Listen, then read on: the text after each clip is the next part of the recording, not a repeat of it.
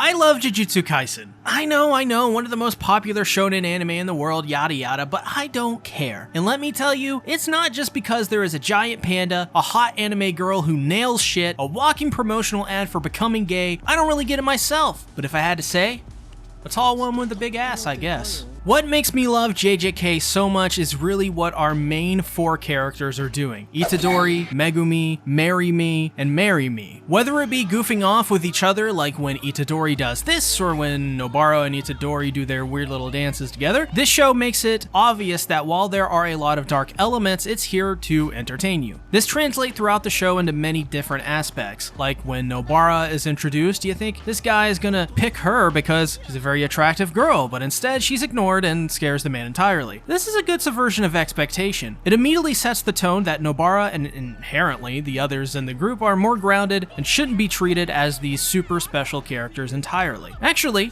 I just realized I can show you this better in clip form.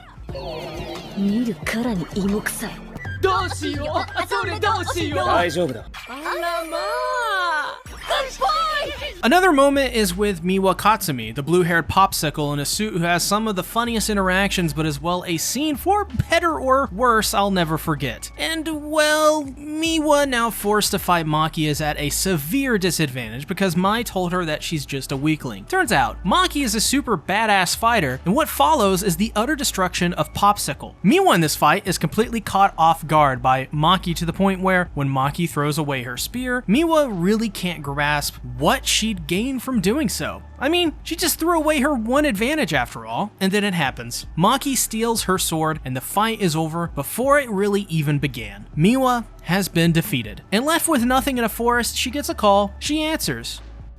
Hi. And she's put to sleep. Wow. Chef's kiss. It's just a simple scene. The fight is short itself, not very memorable on its own, but it's that cherry on the top that does it for me. And it goes to show that you don't need fights to be the only memorable thing in a shonen, especially a battle shonen like JJK. To further back this up, it's actually another fight that happens immediately after this one. The two sisters, Maki and Mai, fight each other in what would be a unique matchup. Maki's, Miwa's blade versus Mai's gun. These two sisters have a long history together, and the reality of their relationship is rather unfortunate. It's the classic big sister leaving the little sister behind to achieve more than the little sister ever could. Maki went on to achieve so many great things. She's an excellent sorcerer, but it did happen at the cost of leaving Mai behind, and due to that, Mai began to resent her sister. This is one reason why Miwa was unprepared and is our first of many examples that really shows how delusional Mai is about Maki. She cannot accept that Maki is just better than her, and there is nothing wrong with that. Yeah, so it's also a little bit more complicated than that. After all, Maki was given free reign to leave, while Mai was forced to stay behind in the Zenin clan to become a sorcerer because Maki had left. But what Mai fails to realize is that it's okay to at some point let that go. Maki had to do what she had to do, and yes, while Mai was in a tough situation and she felt it was right to blame Maki, there is no reason now to do so. She should understand that Maki was only doing her best, and while she still wants to rule that clan to this day, it's just something she must accept. It's okay to have people outgrow you and achieve more than you. The true message for Mai in this story is that instead of focusing on someone else, making comparisons, holding on to grudges, she should have all along just focused on herself. Due to this, Maki has outgrown Mai to such an extent that she doesn't really have a chance in combat against her. Even with Mai's undeniable talent, it's no match. Even her bullet is caught by Maki and she's pistol whipped by her own weapon. Maki truly is just head and shoulders above Mai and Miwa. But what's most important, Maki apologizes for everything she did to Mai and what she went through, and that, my friends, is what makes me love JJK so much. Fights are one thing, but if you don't have a story to give that fight meaning, then it's only a spectacle, a head-jerking reaction to an unexpected or awesome event. It's the story and message that ties all of that in and makes it better. At the end of the day, Maki and Mai are family, no matter what.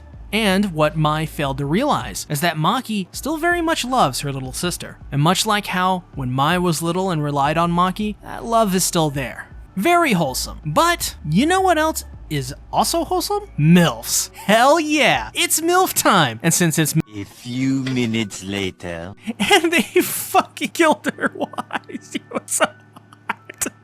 A little longer than a few minutes later. But I have to accept that not all MILFs are created equal, and some will die horrible deaths. But I guess that leads us into her son, poor Junpei Yoshino. This kid easily has one of the best arcs of any supporting character I've seen in a shonen. I was simply hooked to his story from his relationship with his MILF mom all the way to his relationship with Mahito. Junpei is this anime's equivalent of a puppy you find on the side of the road and take in because he's just so cute and you can't say no to that damn puppy. Except the person that takes in that puppy actually isn't you, it's this man. Obviously, he doesn't deserve the puppy, but for some reason, maybe against his own better judgment, the puppy accepts his new master even though that puppy had a hot MILF mom. But hey, c'est la vie, nothing you can do about it, and sadly, Junpei's character is just a way to introduce Mahito, and he was, not meant to live on. But I do think that's not a bad thing. To make you hate Mahito that much more, having Junpei in this role was necessary. I loved Junpei and his hot MILF mom so much that I felt sad when they both went away. As a person who's seen nearly 400 anime and not nearly that much sex, that's a lot coming from me. My job is to watch anime, so believe me when I say I've not had sex 400 times. Mahito though? Oh yeah, he can go fuck himself.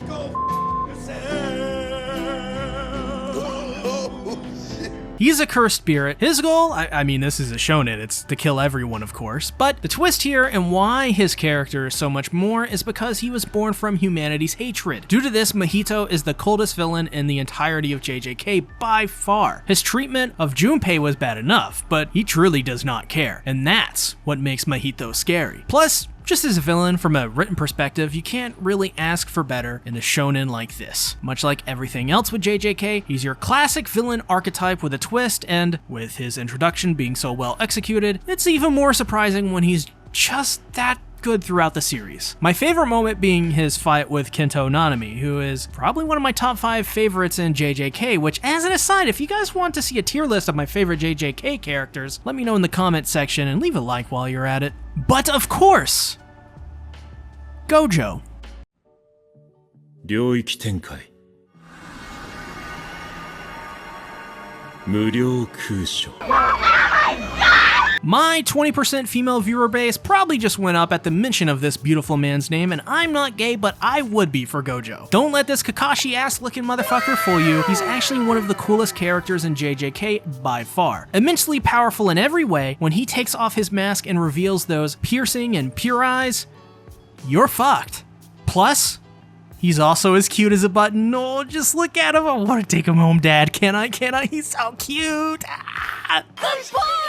But I cannot deny, I saved the best for last. I'm a total simp for Nobara. If she were a streamer, my funds would be depleted. But my love for Nobara goes beyond looks, even though that is a part of her charm. I think Nobara represents everything I love about JJK. Let me explain. Nobara is a serious fighter with an impressive skill set using hammer and nails as her weapons of choice. The unorthodox use of a hammer fits her personality so well, as she's a girl who takes no gruff from her competition and is confident beyond belief. She's a perfect main character in that regard, but it only gets better as she's a multifaceted character that also has some of the funniest and goofiest scenes in JJK. Her interactions with Megumi, Gojo, and Itadori are something to die for. At least your sides as you lie on the ground trying to breathe from the constant laughter. But as well, she's scary. In the final episodes, she uses her own technique, which, I mean, just look at that. Not only is that sorta kinda hot, but also really fucking scary.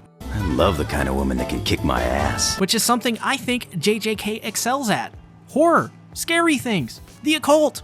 Boo! I mean, it's not gonna run you away with a jump scare anytime soon, but JJK does have some pretty gory imagery that is very well done. I mean, just look at Junpei's death if you don't believe me. Nobara is incredible, and whether it be when she uses her toy hammer or the real deal, she's one of the consistently most compelling and interesting characters. And I implore you all, because of that, to check out JJK. And if you have, please leave a comment below what your thoughts on the series are. Also a reminder to check out my JJK podcast I did with Everything Animated, where we went even more in depth than I did here. Also, just be sure to have a nice day and treat your fellow person well. Thank you for watching. Bye-bye.